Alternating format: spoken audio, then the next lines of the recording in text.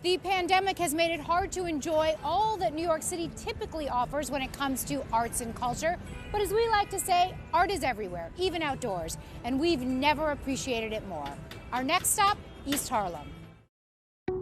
Before and after. What was a nondescript wall in East Harlem is now exploding with vivid color and positivity, brought to life by artist Marco Santini and Rick Guidotti, founder of Positive Exposure, a nonprofit that promotes a more inclusive world through photography, film, and education. So this is the East Harlem Wall of Love. It features the word love in over 100 different languages, which is meant to symbolize that there's more that unites us than divides us. So I wanted to create something that everyone could relate to, no matter their race, their gender, or their sexual orientation. The mural, which is 4 stories tall, is located in this church courtyard at East 109th Street, also home to Positive Exposure's gallery.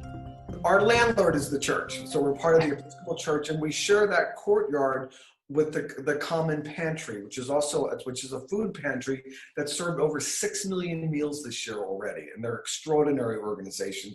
And the churches, and really what we're looking at is how do we fill the world with love?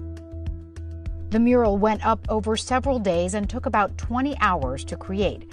Making something out of nothing a familiar challenge to both Rick and Marco, who are zealous about using art for social good.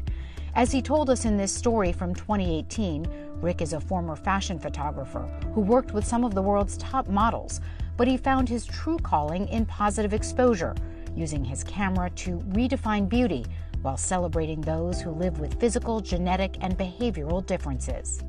Starting to work with communities that were excluded from the beauty standard, and really literally photographing this first young lady who walked in with zero self-esteem as a direct result of the bullying and the teasing she experienced every day because of her difference.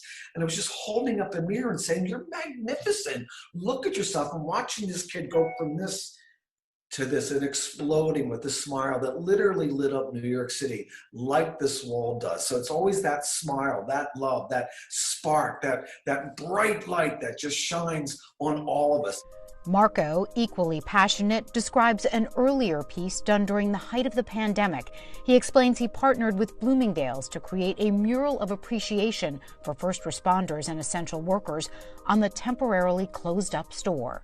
And when I went out there, I hadn't been outside of a 2-block radius of my house for months. It was April 22nd, Earth Day, and it was a really eerie feeling. And despite all the craziness, I still had someone, while I was at the top, maybe 12, 14 feet high, some total stranger walked over and asked if he could hold the ladder for me. And during COVID, we both had our masks on. It was this beautiful human interaction. I have no idea who this person is. That person touched my heart, made sure I was safe up there, and it was beautiful. And so I think that people respected it. Even when the BLM protests happened and Bloomingdale's was broken into in Soho, my boards were preserved. The boards weren't destroyed and broken down like other stores had been that were looted. They basically removed it in a somewhat gentle, nice way, kept it up because the messaging was so powerful, and which is why now those boards are traveling the country. Another bright side to this outdoor art exhibition, you still have time to catch it. Oh, it's there full time. It's going to be there permanently forever and ever as long as we're here and that building stands.